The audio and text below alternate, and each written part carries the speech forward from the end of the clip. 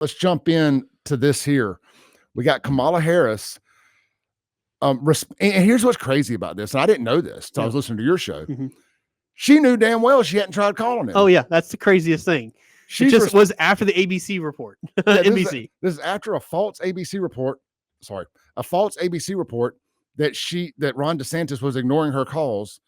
She responds to it as if it's true. Yeah. Knowing she hadn't done it. It's crazy. Insanity, peak insanity. All right, this is Kamala Harris responding to allegations that Ron DeSantis was ignoring her phone calls about Hurricane Milton. Governor DeSantis, NBC is reporting Governor DeSantis is ignoring your calls on hurricanes, resources, and help. How does that hurt the situation here? You know, moments of crisis, if nothing else, should really be the moment that anyone who calls themselves a leader says they're going to put politics aside and put the people first.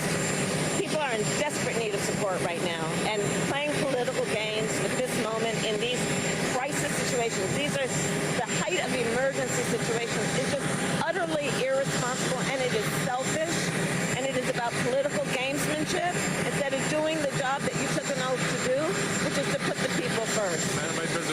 Political gamesmanship. The irony is so rich that it is not lost upon me. I can assure you. Oh yeah. And like I said, DeSantis' response, like, I didn't get a call from her. Like, I don't know what she's talking about. And like you said, it's just after that ABC, NBC report, which, we all know is the most trustworthy news agencies, NBC and ABC, with their own fact checking back to the debate, with ABC's fact checking of the debate. We all know they are the best of the facts, the fact checkers. I'm being sarcastic, of course. And so she just picked it up wholeheartedly and just went with it. And it's like, no, you didn't call me. And plus, I already talked to the president. And that's the other thing. Like, are you not talking to President Biden? Obviously, she's not, because he had talked to DeSantis. Well, we've got Ron DeSantis. This is the Ron DeSantis I fell in love with during COVID right here, by the way. Not the Ron DeSantis we got during his attempted presidential run. This is the OG Ron DeSantis right here at his best. This is on Fox News last night. And we've been laser focused on leveraging all resources available, including from the federal government. And I've been in touch with both FEMA and the president, as well as marshaling all our state agencies and working to support our local communities. And so for Kamala Harris to try to say that my sole focus on the people of Florida is somehow selfish is delusional. She has no role in this.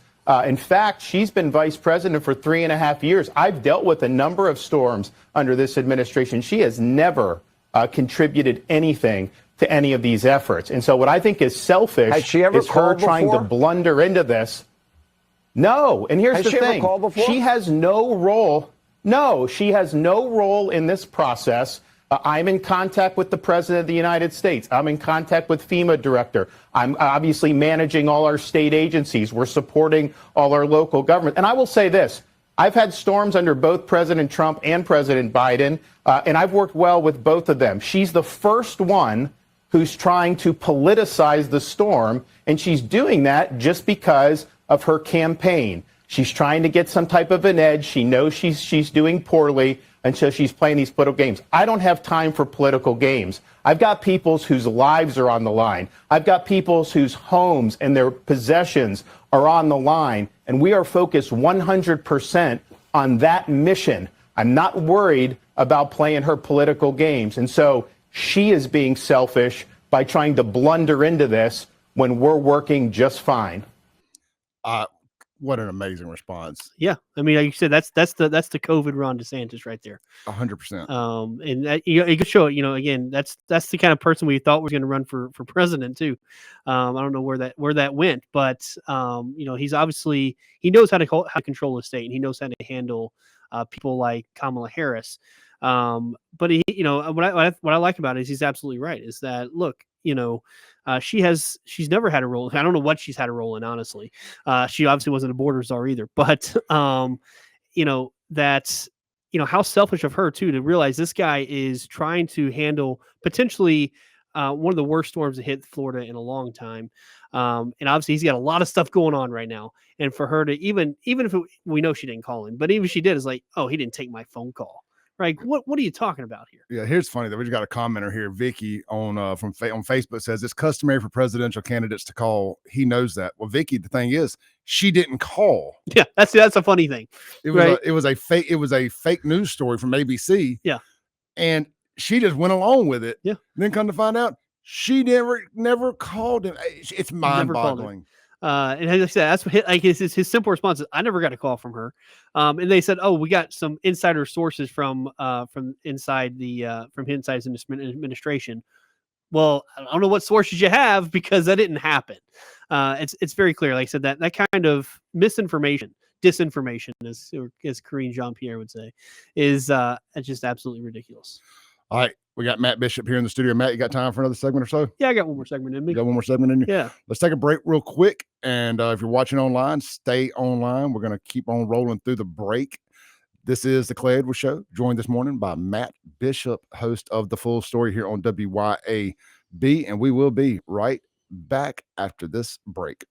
On Saturday, October 12th at Pearl City Park for the annual Oktoberfest and Gumbo Festival. That's right, Saturday, October 12th, 2024. There's going to be beer because you can't have an Oktoberfest without Clay and Sean. I mean beer. There's going to be live music, food, vendors. It's going to be a big old car show and a kids zone. Hey, you think you got what it takes to make some award-winning gumbo? Think you can win some money? Check this out. It's also their annual gumbo cook-off, again, Saturday, October 12th at the City Park in Pearl. Main Street Pearl presents. Check out these cash prizes. First place is going to get $1,500. Second place, $1,000. Third place, $750. Think you can decorate your booth better than anybody else? How about a $250 prize for the most spirited, decorated booth? Hey, Main Street Pearl is going to pick their favorite gumbo. If it's yours, there's $500 in your pocket. Again, join me and my co-host, Sean Yerkeron, as we broadcast live from Oktoberfest in Pearl. Saturday, October 12th, the party starts at 10. Sean and I will be there sometime after lunch. We hope to see you there. What's the old saying? Don't meet me there, beat me there. 2024, Oktoberfest and Gumbo Festival, Pearl City Park, Saturday, October 12th. Stay blessed. Let's see here, man. Let's check out some of the comments here online. Yeah. We got the chats pulled up on the screen so everybody can see everybody's chats from all the different platforms. Nice. Good morning to everybody. Jason asked, do I have any big boy sizes? Jason, I may have gotten a 4X or so. I don't know if I got any 5 or not, but I think I got a few big boy sizes. Grusafarian on YouTube says, it certainly looks like sabotage, talking about the helicopter. Also says, I can believe that it may have been accidental, but it just looks fishy as hell.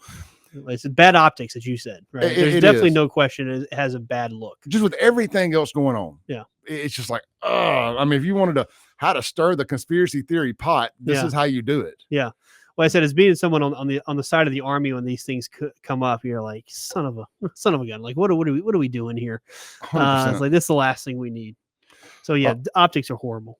So one of the other things you and I talked about off air before we got started this morning was the FEMA video where they're prioritizing the LGBTQs. Yeah. We talked about this on my show yesterday too. And it had me so fired up. I circled back to it my afternoon live stream yesterday. And there's another video that's come out where they're also prioritizing the misgendering of immigrant trans women at shelters as a priority. Yeah. This is a big problem.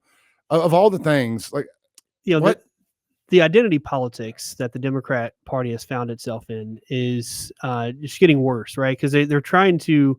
The funny thing is, it's starting to kind of come back around because you can't please all of them, and they all want to be the priorities. Oh, absolutely, they're the most important thing, right? That's kind of the point of the identity politics part of it, right? There's the inevitability of infighting, and that's, if you sit back long enough and just let the Democrats run the roost, they'll start doing Game of Thrones. Yeah, they're going to start cannibalizing each other, but that, like you said, that's they're always trying to play both those cards, which again, it's gonna catch up with you eventually.